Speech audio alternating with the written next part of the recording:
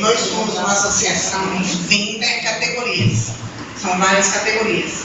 Aqui nós temos, a maioria, TELP, e temos Bandep.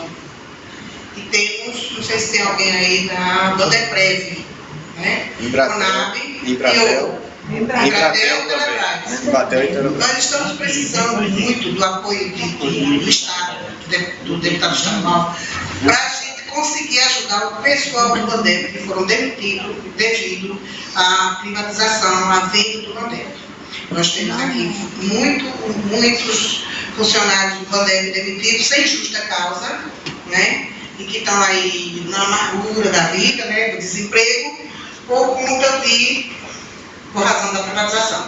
Então a gente está precisando da criação de uma lei, de um projeto de lei, para que traga de volta para o Estado ou para outra empresa, como os que estão voltando da TELP, que estão voltando anistiados da TELP, estão voltando para outros ministérios, como o Ministério da Justiça, Ministério da Agricultura, Ministério de Minas e Energia e outros ministérios. Ministério da Educação. Então, esse pessoal do Bandep, eles não têm ainda um projeto de lei que ampare eles ao retorno, à causa da anistia. A gente precisa fazer isso. E é com o senhor que a gente precisa é com o seu apoio que a gente vai recorrer.